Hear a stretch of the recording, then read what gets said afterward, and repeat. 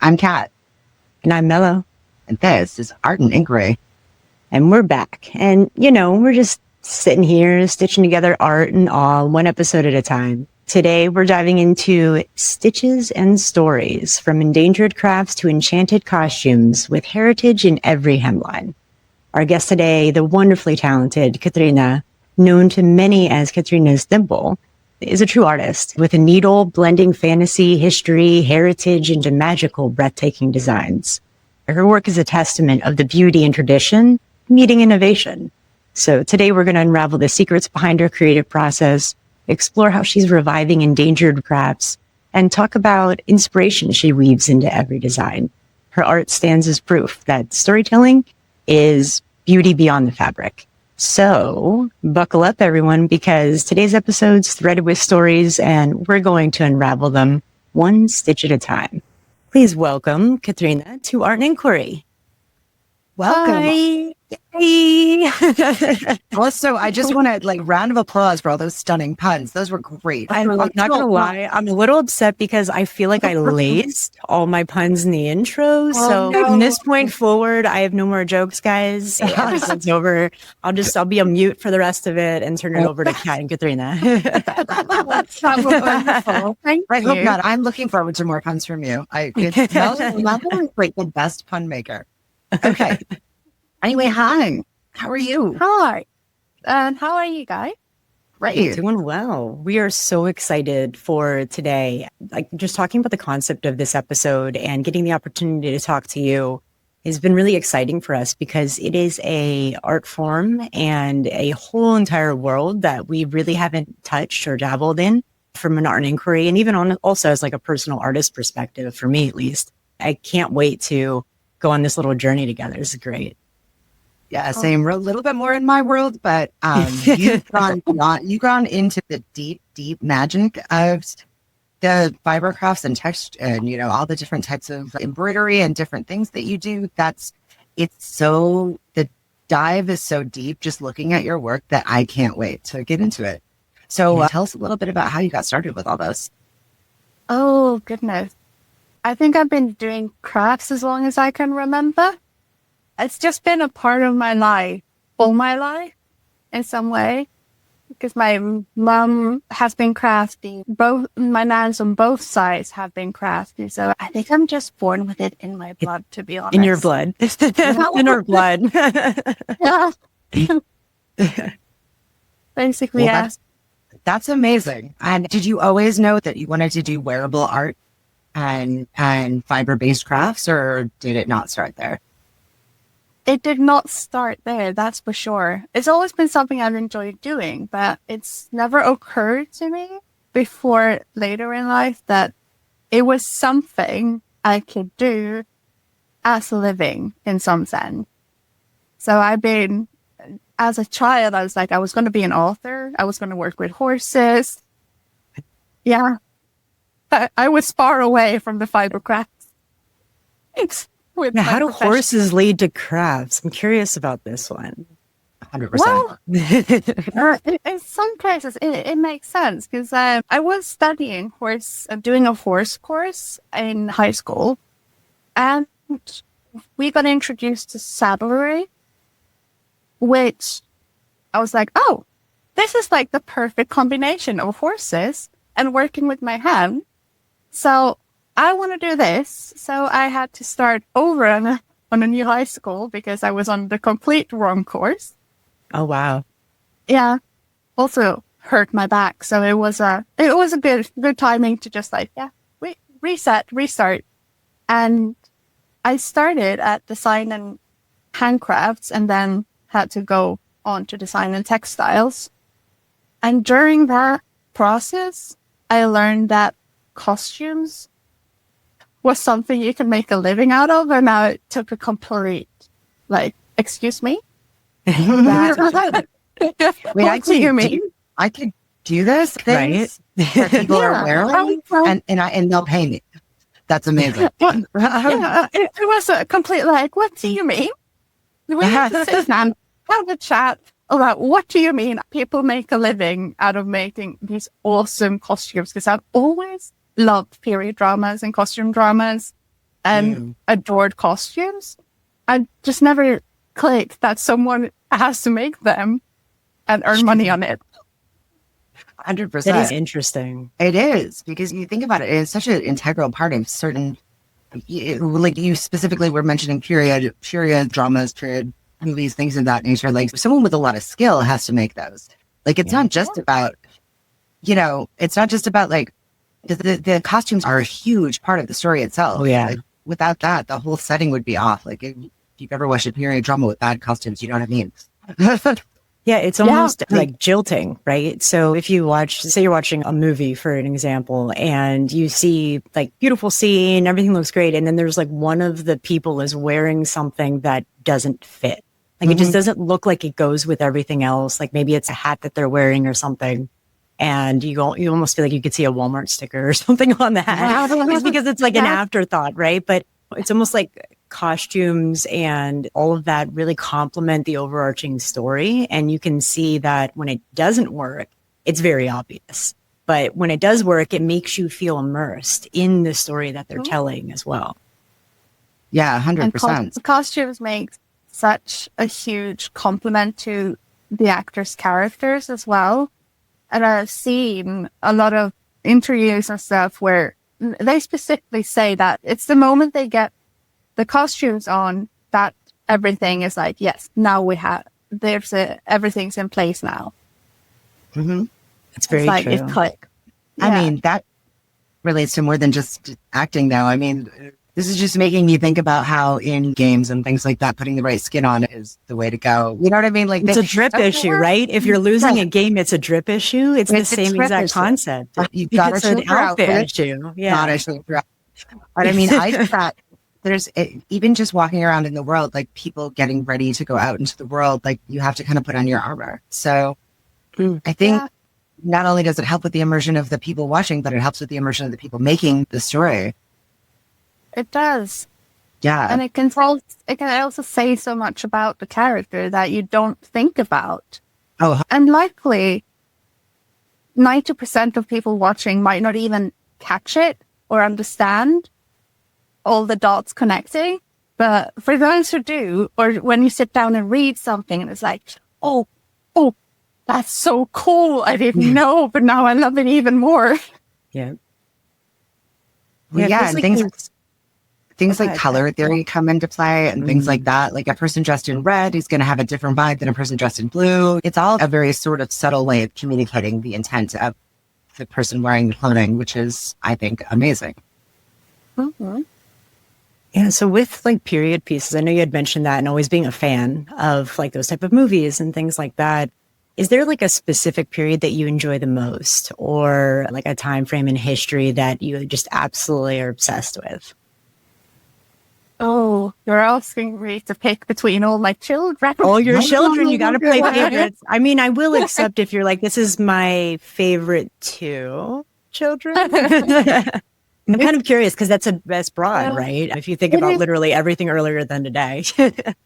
It's really broad. And there's just so much history. And even within each decade and era and century, there are so many different styles going on, and you have different countries, and it's like there is so much. So picking like a favorite is really hard, but I guess so. It's like I draw a line where it's like everything after 1920s are too modern for me. Oh, okay. Yeah. Okay. So wait, do the 20s make cut or they don't make the cut? The 1920s. Well, it depends because it can make the cut because they have some cool things for me, and others like some things are just meh for me, but some things are really pretty. So it's like, yeah, no, you can make it, but after that, it will start to get into like boring for me territory. I feel that. Yeah, they're very fancy beaded dresses, like Great Gatsby era, stunning.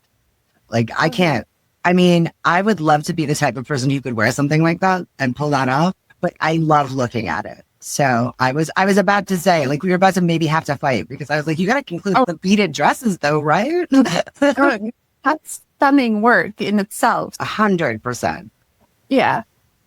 I think a soft spot is... Oh, it's so tricky because I have soft spots in different centuries. But this is a hard one. I do enjoy a good empire dress, Regency era, but there's a lot of hit and miss. But some are really good. But, okay, maybe 1700s. Okay. A good 18th century dress with the... Do you know those sackback dresses? It's kind of like a train that starts from the shoulder. Yes. Yeah. Oh, yeah. Very cool. We could say, yeah, that's a very soft Oh, spot. wow. Yeah. All right. So something like that? Yeah, because like the drama of that back Yeah. when they walk. 100%. The drama of these looks in general. I mean, they're so beautiful. So was here for the Regency era Empire waist vibes as well. Such a resurgence with Bridgerton and, you know, the popular cultural things that happened that surrounded those that I think that, I don't know, I love all that look. I love all that kind of high-waisted, high bust, lots of drama. So beautiful. Yeah, that's the thing. There's just so much handcraft and so much care in those garments that it's a bit mind-blowing sometimes. It is, and you think about how very detailed each garment was and how much went into it, and then maybe they only wore it to one thing. It's incredible to me. Where it depends. Maybe they're super, super, super rich. Right. It's like You're really thinking about like the romanticism and the drama of like the stories that would show this. Like, it probably wasn't actually like that in real life. No. It's like maybe for 1% of the population that was possible. But yeah, for everyone else, it's like, yeah, no, you would have to wear that a few more times. Many future generations, you know, like in the case of like a wedding dress. Yeah. I'm with you on the romanticization. Yeah. I mean, I think it would make you feel that way too. Like, I think that it would invoke that feeling of opulence just to put a garment like that on. Like, I've worn a few things of that nature in my time, and it hits differently. Like, it does. Yeah. I recently made a dress for myself because I just picked up some fabric in the store, and I'm like, oh, hello. You're wrong with me. And made an impromptu, unplanned Christmas dress for myself. Ooh. Doing a variation of that kind of pleating on the back with some drapery and pleats in the front. And it's like, when I put that dress on, I'm like, oh. It makes you feel something though, right? It makes you feel something. And that's what's kind of cool about it being also wearable is it's not just something that you're seeing hanging on a wall, right? So when you walk in that room, you get a feeling. It's literally something that becomes a part of you for however long you're wearing it. Changes not only how you're perceived, how others see you because you're wearing it, but also how you feel about yourself and what you feel about yourself. It's powerful. Very much It's so. so powerful. Very much so. They talk about how clothes make the person, but there is something to that. There is something that feels so great about putting on something, especially that you've made. Oh, I love putting on things I made. So these sackback dresses, are these worn over a corset then? So back in 1700s, I got to get my century straight here. 18th century, 1700s. Yeah, we're on the right page. They would have stays. So the more conical shapes.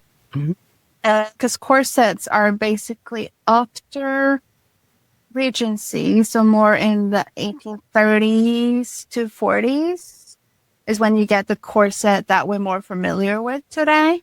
But yeah, so this will have stays, which are also stunning pieces of work sometimes, because sometimes the stays would actually be visible, but that varies on what era you're in. Interesting. Yeah. So it's more of a conical shape, and it pushes everything up here. Yep. You're basically giving up breathing while wearing this. Like, how serious are we? I mean, they're big. Oh, I mean, honestly, we're not talking about corsets yet, but there is a whole facet of these garments that required corset training. And it required you to actually wear corsets at increasingly tighter lacings so that you could achieve the hourglass shape. It's not, again, this is not the conical, this is not for stays, but that I do know about. And it does change the shape of the body. Like, it really does. When it comes to corsets and that tight lacing, which is often what requires training, wasn't really thing that was done. It was very rare. And people who did it looked a bit like, okay. Oh, are you okay over there? Okay. It is a really, really common misconception. And a lot of it, obviously I haven't done a lot of research on this myself, but I've seen other people who have done more research on it. And in most cases, the misconceptions we have today stems from modern corsets, which are completely different from the corsets back then. And a lot of patriarchy, a problem with men, like, oh, women are getting more bold, so we need to ridicule them, put them in their place, kind of thing. Interesting. Yeah. Fascinating. Yeah. The That corset is back then fascinating. was mainly your undergarment. Yeah. And it helped take a lot of weight from the skirts you were wearing off your hips and and distributed around your body, and also gave support, and they were great back support. That's very true. Yeah. Yeah, that's very true.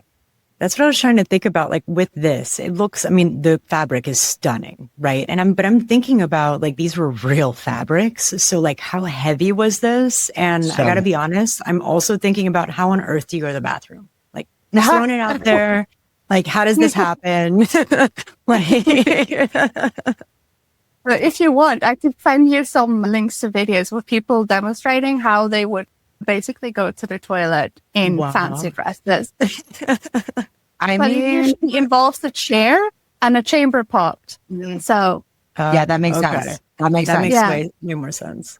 Yeah, that makes sense. And then, you'd have to just gather up all the skirts and make sure they weren't hurting anything. I mean, I think, Yeah. It's like the underwear at that time is completely different than ours. So it was a lot easier to just pop a chamber pot underneath your skirt and do your business. Yeah. Yes. They didn't have to pull down tight and underwear and the things. You have all these layers that go up and down and in the middle, and it's basically a jigsaw puzzle, and then you have the actual dress. Yeah. Yeah, they'll have their own solutions. 100%. Well, speaking of Now corsets, we've got Kat just going down this path of, like, you guys mentioned corsets. yeah. I know. I know. I did want to talk a little bit about some things that were corseted that you have made. So I was finding a slide that had a corset, a beautiful corset that you made. I love this corset. I saw this. This was when I was looking at your page, this is one of the first things I saw. It was one of the first things that was on the page at that time. And I was just like, wow, look at how detailed this is. So is this little small video that's over here, is that part of this? So I made the lacing for this corset myself. Wow. So that's what you're seeing. Wait, in the really? video. That's amazing. Yeah, because this corset was my master's dissertation, part of it. Oh, wow. My dissertation was practical as well as a written element. Ooh. This is my practical bit. And Mum wove the fabric for me, the outer fabric. Mm-hmm. That's hand woven by my mother. And I've done... Really? Wow. No way. Yes. So She your wasn't mother joking that this is in her blood. Like, this is a fact right now. Wait, that's incredible. I hope you got so much extra credit for that. Right? No, because that's bringing true heritage into a period piece. Like, that's amazing. I'm happy. That's great. So your mother wore the fabric. Yeah, she made the fabric for me, and I made the lacing myself. Wow. And I did all the patterning for the corset myself. I also made embroideries, and basically the techniques I've used, I didn't know any of them before I started the project. So I was learning these techniques as I went. The cording is made with a lucette. That's what the tool is called. And Okay. it is a fairly old technique, which is on the red list that we'll be mentioning a bit more later. There's two types of embroidery on it. Like the butterflies you can see there, it's done with tambour embroidery. It is used a lot in couture, and it's very common in Asia. I think India, if I recall correctly, does a lot of tambour embroidery. Oh. And the other technique is a tulle embroidery technique, but it's not type of tulle embroidery you get if you just search for tulle embroidery. Okay. Yeah. That'd be too simple. I'm not allowed. Yeah. So she already has her own fabric here. Like, why stop with the embroidery? Yeah. 100%. I guess you couldn't really. You have to do the amount of like specialness that is warranted. Yeah, because I was going with techniques that I didn't know ahead of time, and also that is on the Norwegian red list, which is hand weaving is also on that list. So it's like this corset is just trying to make it with as many red listed techniques as I could. That's cool. That is cool. And that tulle embroidery, I had beat when I was doing research from that one. I mean, that was so hard to take down. Yeah.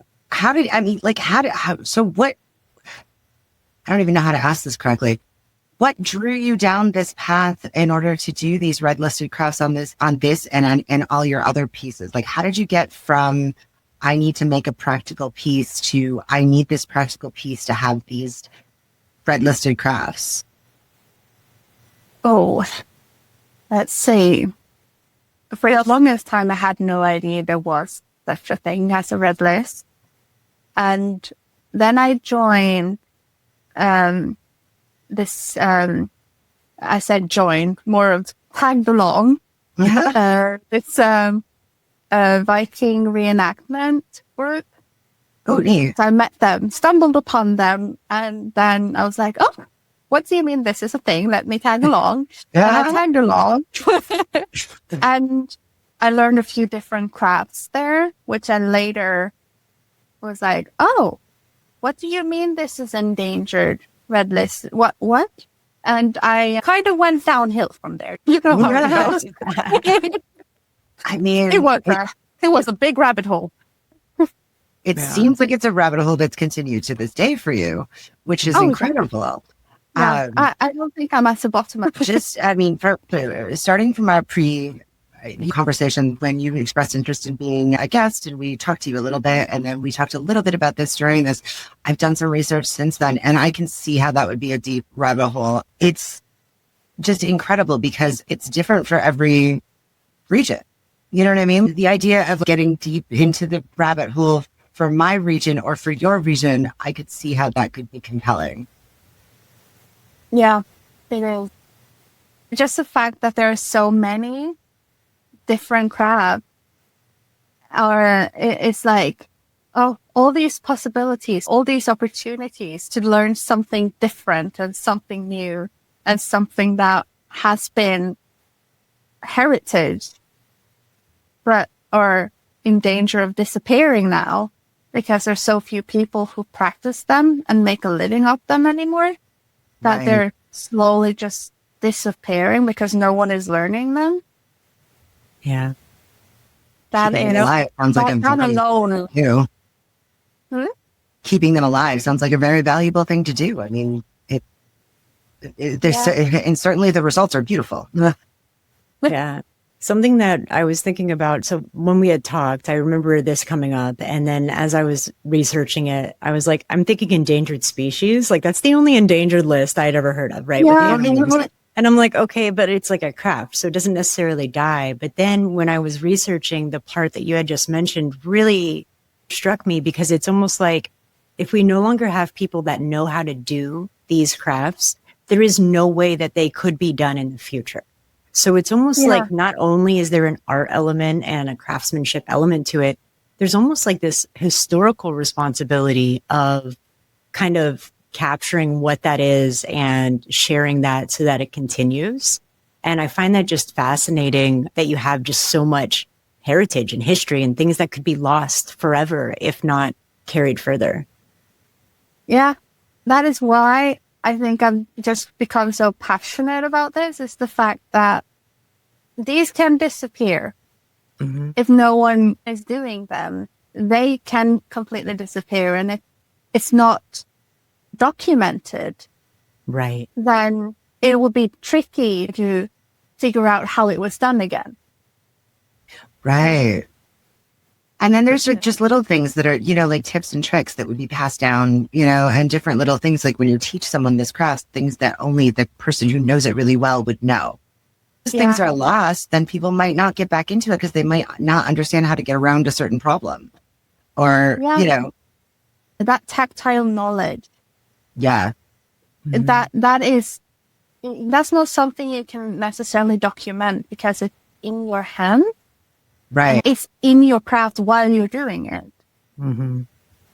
So it's not that easy to document it. Just thinking about myself when I'm making something, there are so many steps and small things that I'm doing that I never think about because they're so automatic.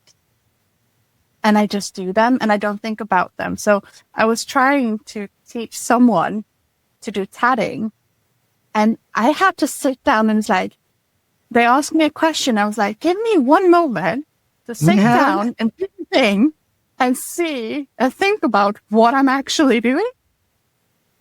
Yeah. So I can then show you. Well, yeah, because how else? I mean, it's a very almost like it's a muscle memory thing.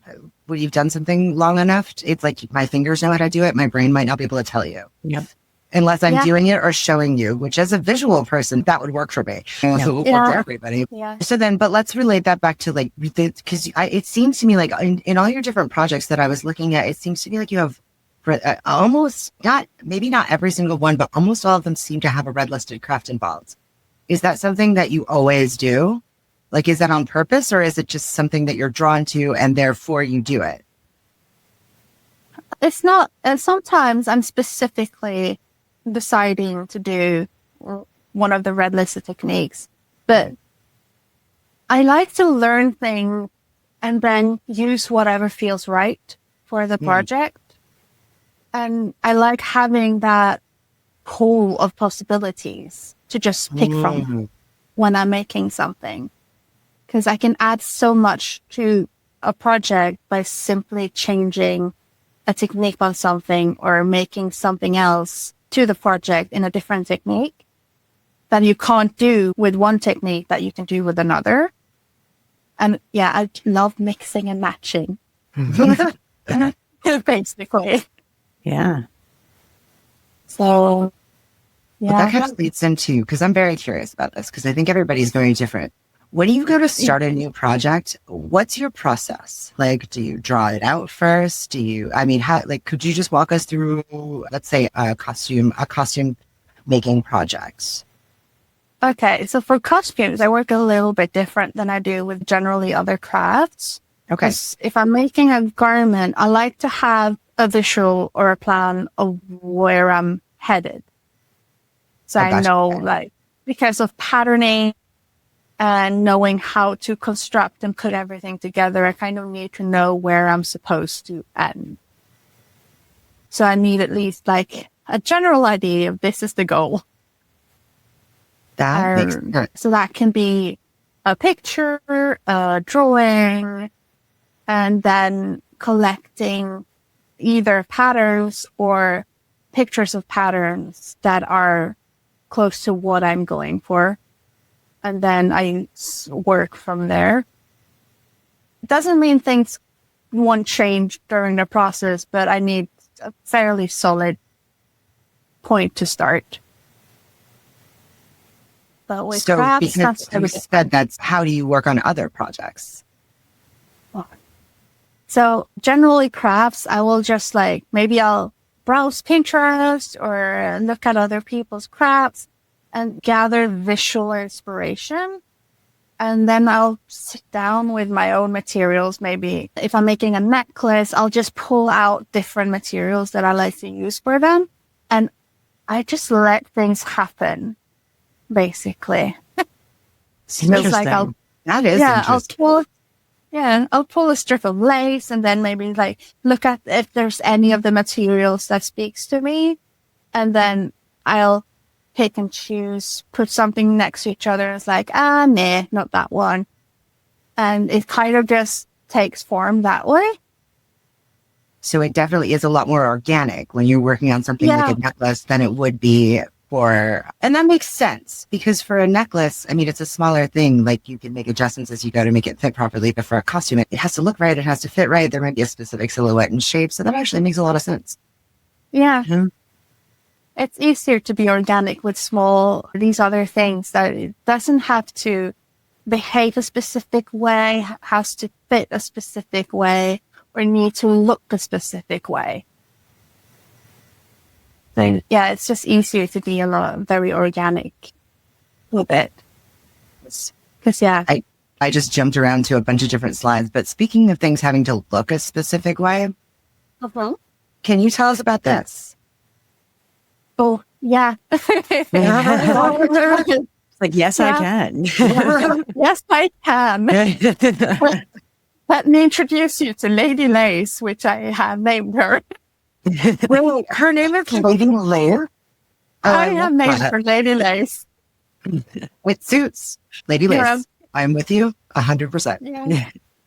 Yeah, she was on my third year of my bachelor degree. I made this for Patterns of Passion, which is a competition in the UK for students at costume courses, fashion courses, similar kind of courses can enter. And you have to pick a pattern from a series of books that are patterns of fashion. They contain patterns that are taken from garments at museums.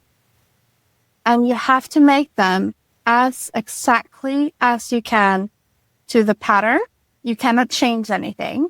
It has to be exact and use only period accurate techniques of putting it together. That's an undertaking. That is an undertaking. I mean, is it a contest or is it like, how did? So, yeah, it is a contest and there are prizes. Some people will get selected and then there is a conference with different speakers and they will also pick the winner and there are monetary prizes for it. But for me, it was just like, just for joining the competition and just getting that experience of trying to make something as accurate as I possibly could. Right. Because that's difficult. It's very difficult, especially because we have a lot of modern techniques that are available to us. So it feels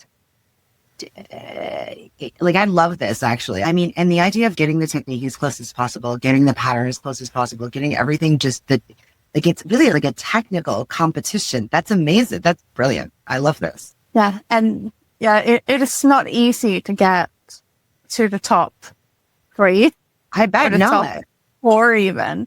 It's not easy. And I was like, yeah, we're not aiming for that. We're just aiming for the experience. Well, 100%. It's an honor to be nominated. So the experience was great. The research was a lot. It was tricky. And since obviously, of course, this was also during the pandemic. So visiting museums to actually study accent garment was non-existent. Right. Everything from pictures. Whatever I could potentially find online and making sure that the sources I found was like, yeah, no, this is a legit source. Like this is a person who has at least some knowledge that I can quote. So yeah, it was tricky to find. And it was, especially during the pandemic. And that's an added like wrinkle that Hey, I did it. There we go. I made Ah, it. I see that. It was like Watch out, everyone. That's just the beginning. That's an added wrinkle that in previous years prior to the pandemic that they wouldn't have had to face. That's made it a very interesting year for this September. And that's wild because then you have to vet everything. You have to make sure everything. It's a lot of extra research that you wouldn't necessarily have to do otherwise. Mhm. Yeah. I had started this project before Christmas. I went home to Christmas on holiday, brought, luckily, with me majority of the project because then another lockdown hit in January. Oh, yeah. Mhm. Wow. And I was stuck at home in Norway for, I don't know, 2-3 months. Wow. And There's a reason you brought that with you. Yeah. yeah, I was Like, what really have you had? fortunate that I Wow. But yeah, What's your thing? it did. Yeah, and it did unfortunately add some more tricky bits because I hadn't sourced all the materials yet, and we don't have all the wonderful access to things that we do in the UK here in Norway. There was a lot of materials. I was like, okay, I have to improvise here. We are using zip ties for boning. Yeah. Wait, really? Resourceful. No, I actually love Yeah. that innovation. I actually love that. That's innovation right there. You found a problem that you couldn't solve because of the pandemic and you were in lockdown, so you found a solution, and the solution was zip ties, which is incredible. Yeah. And I had to dye the fabric, which is, I think it was 7 meters of cotton sateen. I had to dye in a 10-liter pot on downstairs in the kitchen. And I couldn't stir it properly because it was too tiny, but it was what I had. Dyeing fabric is so hard under the best of circumstances, great circumstances. Just Yeah. but I can tell just by the ratio of amounts that you said that would have been hard. Yeah. It was way too much fabric for a 10-liter pot. 100%. Yeah. Yeah. And I couldn't do it in the washing machine because I wanted a control of the color. Because I didn't want it to get too dark. Because I wanted light blue. Well, you too. Like, no matter how good your formulation is, no matter how many times you've done it before, no matter how many times you test strips, things can change in a washing machine. It's adding an element that you don't have control over. I always used to dye things by hand instead of in a washing machine because you can't control it. Like, you just can't. I never had anything turn out correct. Like, sometimes it was cool anyway. Like, sometimes it was nifty anyway. And I was like, okay, that's not what I intended, but actually I like it. But when you're doing something that has to be specific and you're looking for something very specific, I feel you. Got to do it by hand. And because of the situation with the pot and too much fabric, she is a little bit unevenly dyed. But it wasn't too bad because it's like, it sort of looks like a blue sky with the odd cloud, like very like gentle cloud. So I'm like, this is how it was supposed to be. That's right. I was what I was aiming for. Yeah. There are no mistakes. There are only happy accidents. Exactly.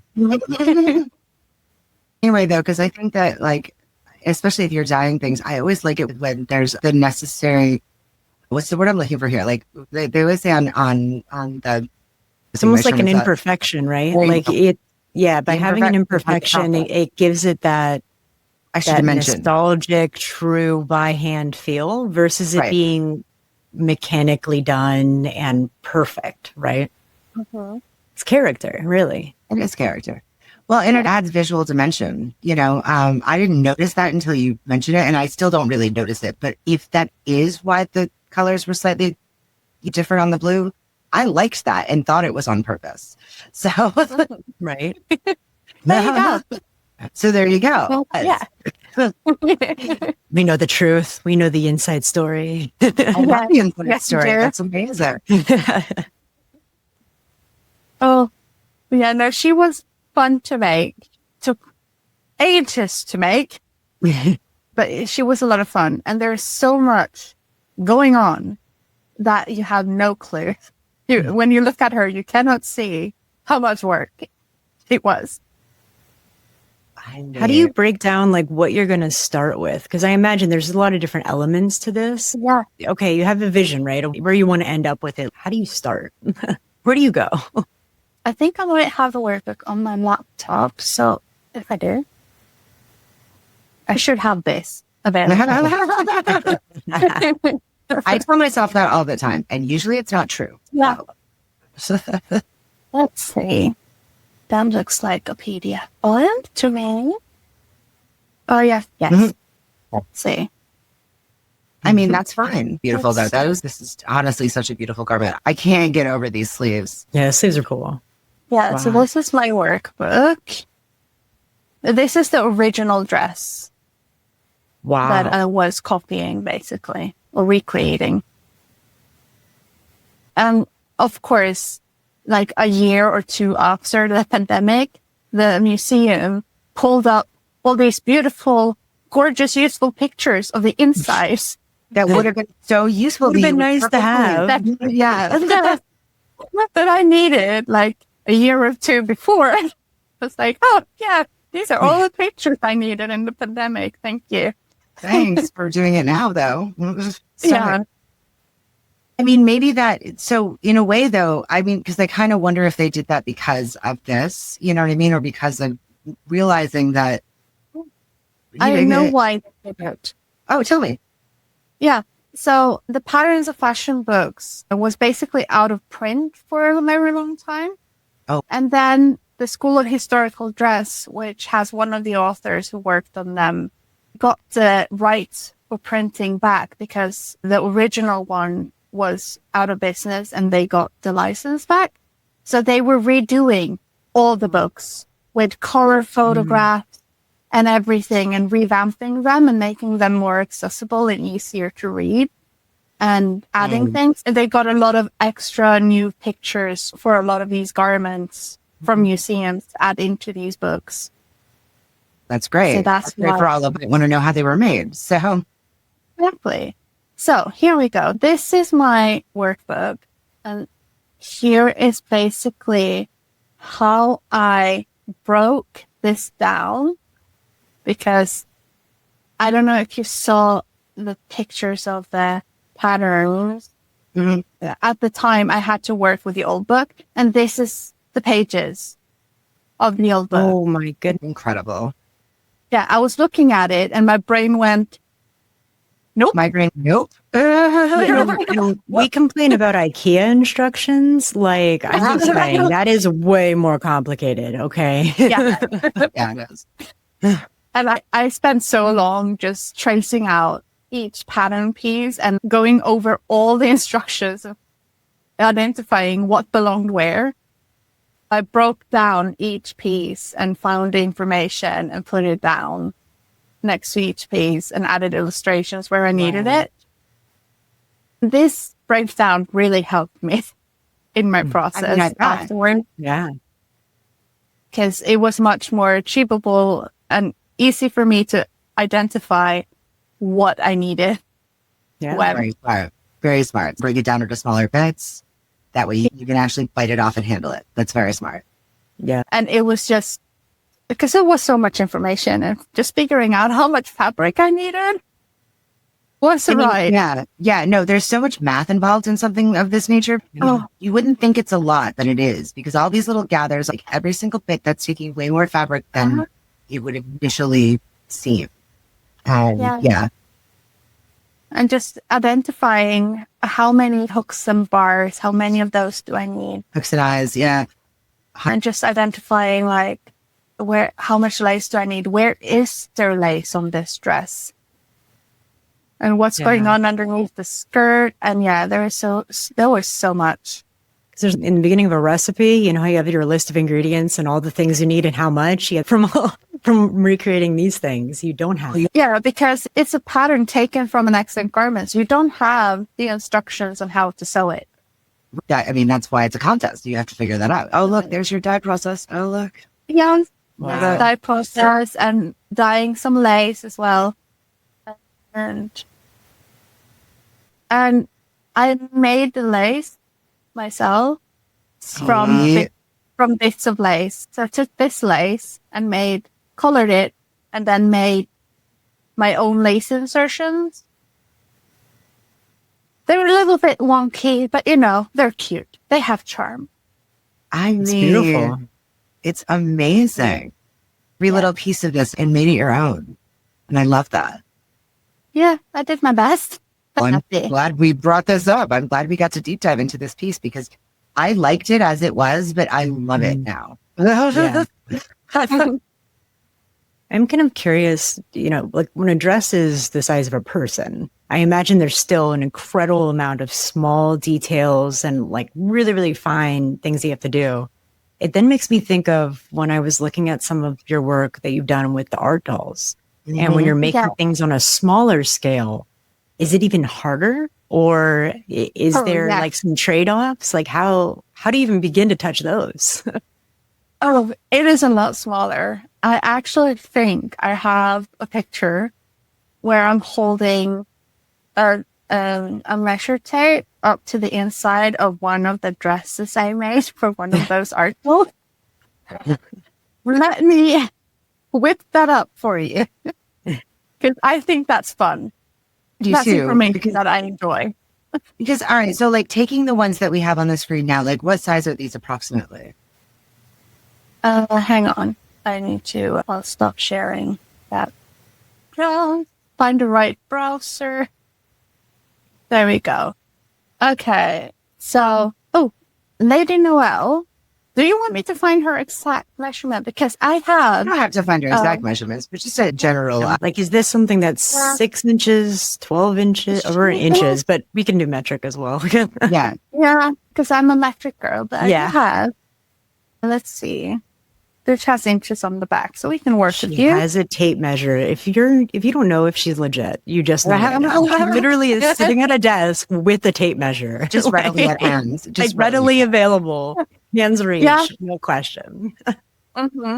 So I was just looking over to see if I could grab mine because I was like, not to be outdone, but then it's actually not in reach. So there. On my phone. That's not it. It's hanging over there. So, Lady Noelle, which is the little mouse with the crown, she was like approximately 13 centimeters. Oh, awesome. Yeah. Yeah, that's very small. And the Vikings over there are they're slightly smaller, so they're like 12-ish centimeters. So, I guess 4.5-ish inches. Wow. That's so small. I'll just find that picture I have with the tape measure. Did I put that in the folder? Maybe I did. But I assume there's a different process when you're going through to create something small like this, right? I mean, we were talking a little bit about things sort of more suggesting themselves as opposed to being, or do you have to measure everything out the same as with a piece of costume? So for the art dolls, I do a lot of stuff. This is the great things when basically your model can be pinned into and such. It's really hard. No I know people are pesky in that regard. They don't want to pin stuff directly into their flesh. I know. That honestly just harshes my entire vibe. I know. It's like, oh, get over yourself. It's just a little prick. You'll heal. It's okay. You'll heal. Yeah. It's like I didn't even draw blood. What's the big deal? But the great thing with those, because I have a lot of pattern books with like historical patterns and such digitally, so I can just put it up on my screen, zoom in and out, hold the doll in front, and it's like, yeah, that's approximately close-ish. Trace up the patterns, make a mock-up, and then tweak the detail that I need.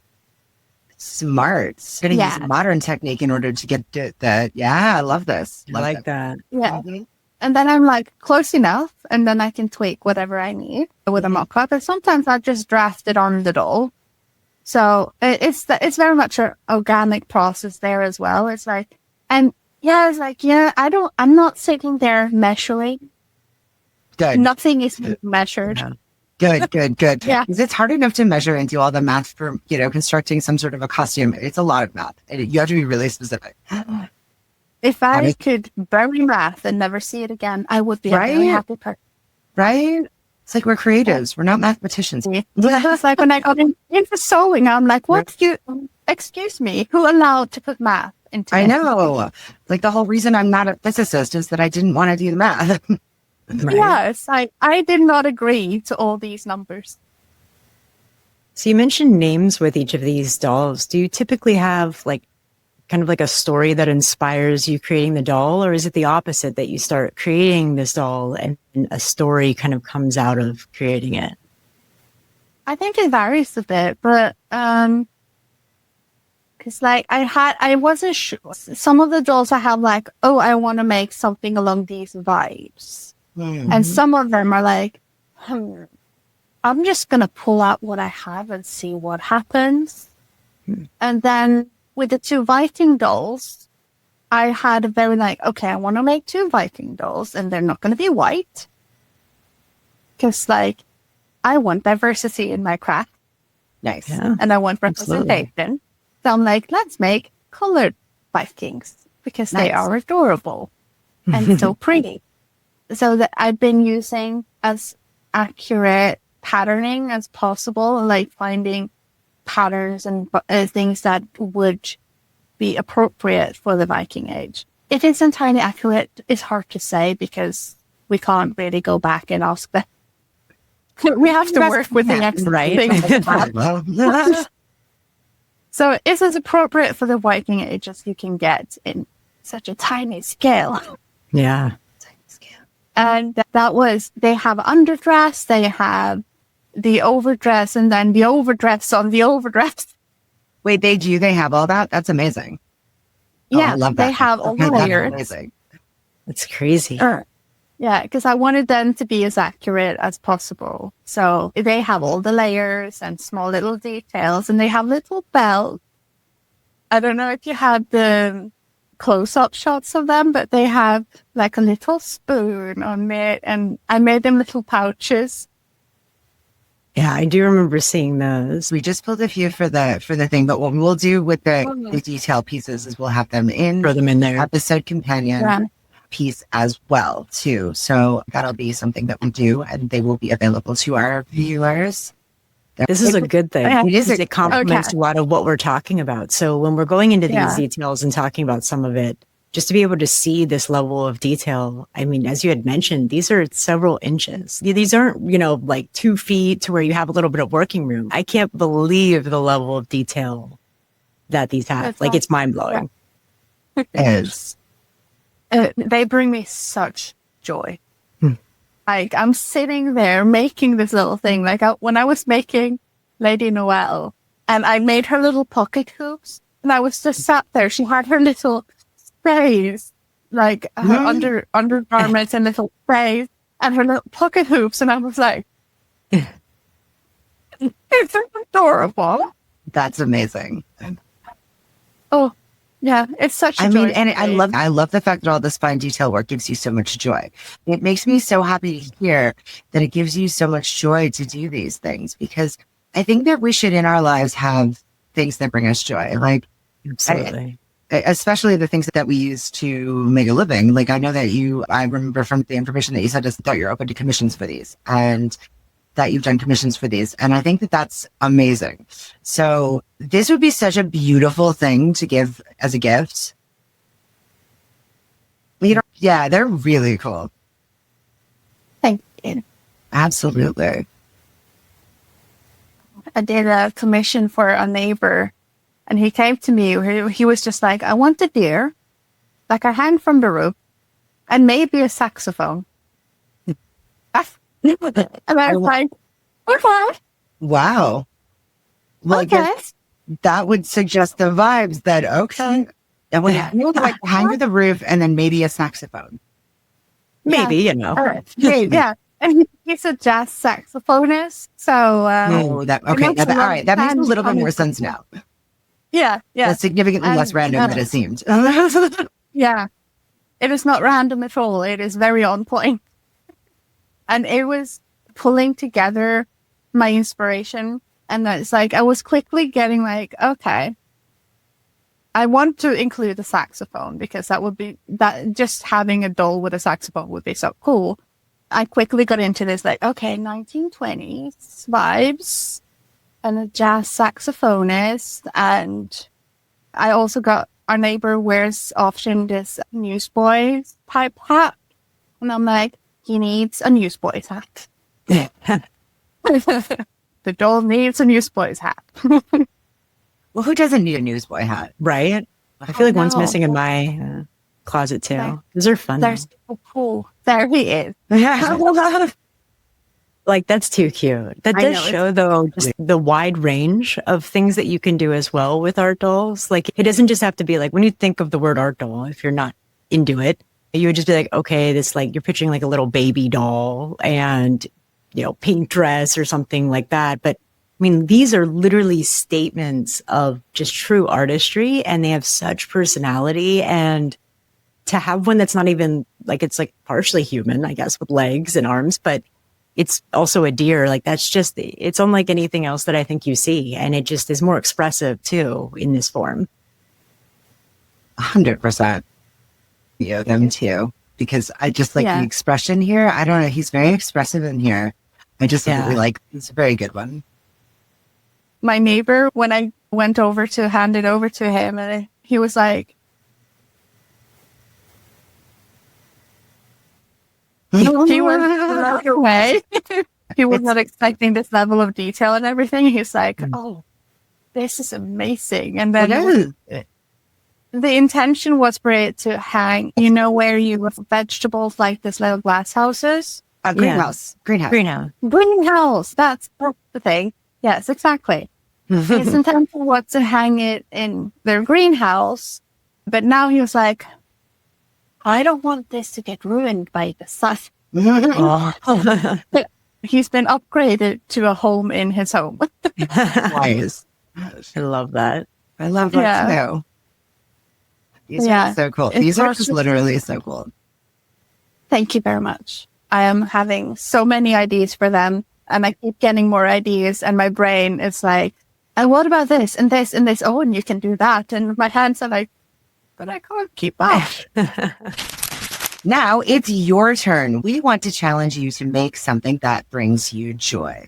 Be that something that you already love doing, or a brand new skill or craft that you want to find joy within. Anything that brings you joy, that's our artist prompt for the day. The theme is enchantment, and I want to see what you're going to do. So tag us at ArtInqMe with the hashtag ArtInqMe and share ArtInqMe.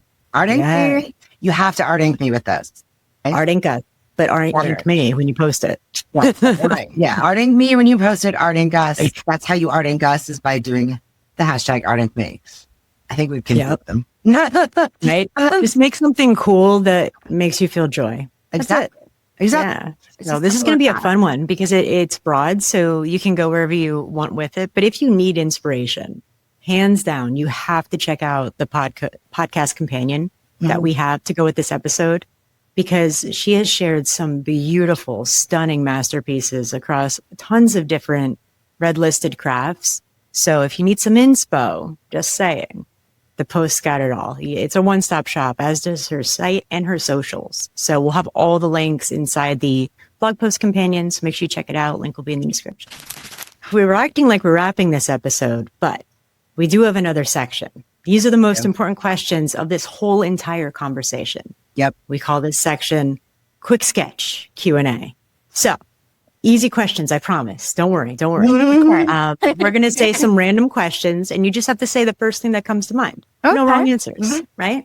And these are just meant to be some fun things, not necessarily art related, but definitely show some creativity. I'll start, and there's just a few from each of us. So my first question is, when you're creating something, do you prefer it to be totally quiet, or do you like to have music on the background? Well, I cannot do complete silence. My brain goes. That's a technical term, by the way. Yeah. What's that? It's very technical. Music, but mostly lately it's been podcasts or audiobooks. Because it really gives my brain something to do while my hands are just doing their thing. That's what I was really curious about, because of just this line of your crafts, right? And your hands always have something to do, but maybe you're doing something that's over and over and repetitive. So having your brain have something to, focus on. That's interesting. Yeah, 100%. I feel like a repetitive craft, like any sort of repetitive thing, you need something to focus on.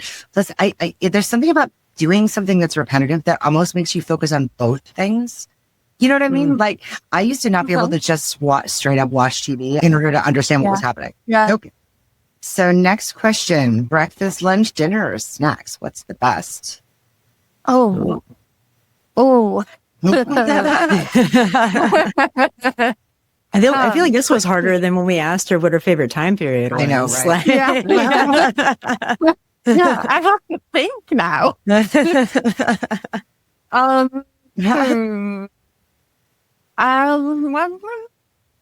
Maybe dinners, because it's usually more interesting because I have a lot of the same for breakfast. So maybe dinners because there's more variation. 100%. I love that. All right. So I hope this one isn't as hard as the time period question, because I did ask you, what one that you really like, but I'm curious about if you could actually travel in time to a time period. Oh. Is there one that you would like to experience? You don't have to be there forever, but just to visit. Oh, so maybe Viking or early medieval, or maybe even earlier, but maybe early medieval probably, because there's so little surviving material. I would hang over someone who's making clothes shoulder and just absorb everything. Katrine rolls up and she's got like a camera and a laptop and they're freaking out. And she's like, no, I'm just documenting. Fine, and they're like, what is that? I just decide for posterity, you're doing something that you think is just something that you do every day and that everyone will always do every day, but actually that's not true. I'm just trying to help document it for posterity. Yeah, 100%. I answered that question a lot quicker than I could have, so I love that. Okay, so finish the phrase. The weight of my heart is Craft. Yeah. I had a feeling that was been easy. I thought I had to love you on softer ball this time because the breakfast, lunch, or dinner one was hard. Yeah. Same for me. Good. And thinking about some of those projects that you shared, especially the dress, and just the amount of time, like blood, sweat, and tears, I'm sure, that go into it. Do you have a typical way that you celebrate finishing a project? Oh, That's a good question. I like it. yeah, it is.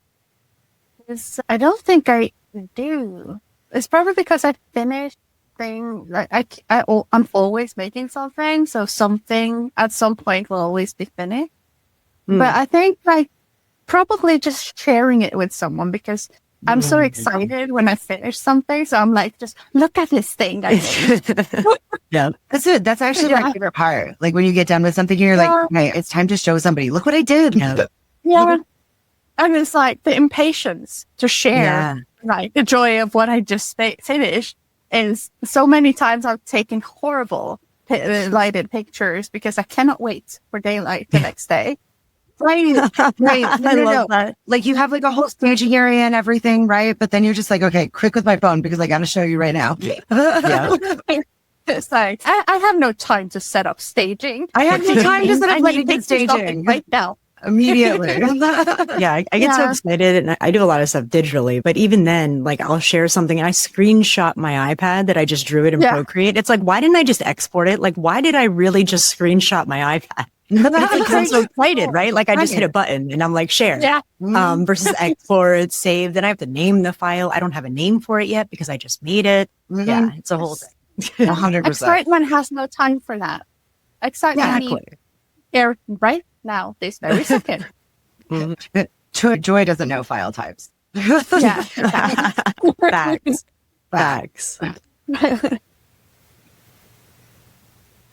Is it me? Oh, okay, my bad. I didn't. Because she's celebrating. Yeah, she's partying it up. Celebrating. Yeah. Okay. So, what never fails to make you laugh?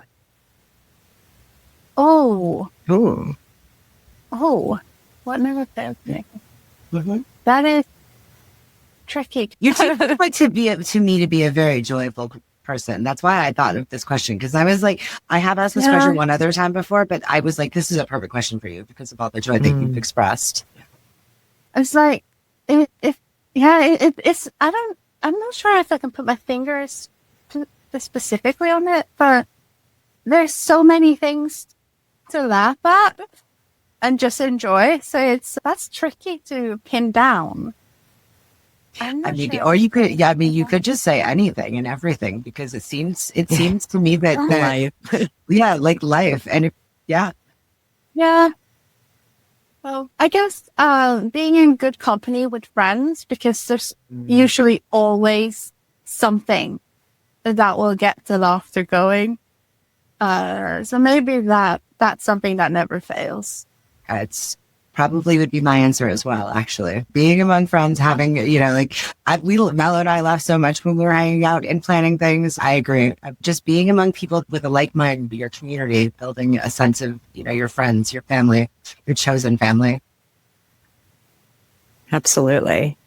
All right. My last question is, what's the weirdest, like it could be any like art doll, any of your other work. What's the weirdest project that you've ever done? The weirdest project. The most out of the box, different. Oh. You did show us that deer that was a little out of the box, different. Yeah. Boy, that is a good question, because now my brain is like, what have I made in life? Yeah, because somebody asks you something like that, and you're like, I've forgotten every single thing I've ever done. Like everything I've ever, right? Yeah. It's like right now, my brain is like, can you even craft? Do you know what craft is? What do I do? What do I do? Do I do things? I do things? What? The weirdest thing. That is... But then again, what do you define as weird? There you go. Holders. So whatever you would say. That I don't know, honestly. If something's been messing with my brain, I'm like, I will forget that this ever happened. Because now we're done, and we never have to think about it ever again. I don't know if I can pinpoint anything yet. My brain is just like rolling down the curtains and turning the lights out. I have an easier one for you. I'm kind of curious because I know in the beginning we talked a little bit about how your love, excitement, and passion for crafts really started when you were a child. Like essentially it was in your blood, born with it, right? Yeah. What was your favorite childhood art supply? What did you like to do? I did do a lot of drawing. Yeah. Yeah. And I probably drew and colored more than I was doing other kind of crafts. So probably drawing. I can see that. And if anyone else does what I do and starts clicking on her socials, you will see some incredible work that's outside of this traditional craft. 100%. So I'm going to be totally honest with you, Katrine. Like when we were looking at it, I'm on your Pinterest and I'm like, can we just talk about her drawing? Because this is always up my alley. Like I'm 100% in this. Like there was one piece and it was just stunning, like breathtaking. You can't stop looking at it. So we'll make sure we include that link in the blog post. Yes, we will. I was just about to put it up. Oh my gosh. I don't remember how we got to it. I don't remember how we got to it right here on the spot. So, your drawing is absolutely stunningly beautiful. Stunning. It is so good. So we're going to include some of that in the companion blog post. And and then here's a super easy one. We were just talking about it before we started recording. What's your most recent project? My most recent project. That will be the thing that I finished earlier this evening. Yes. Which is a pair of earrings that I can hold up if you want me to. 100%. Let's see. I'll just put something behind so you can actually see.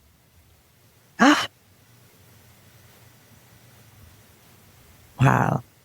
Come on. Awesome. Oh, I love Oh my goodness.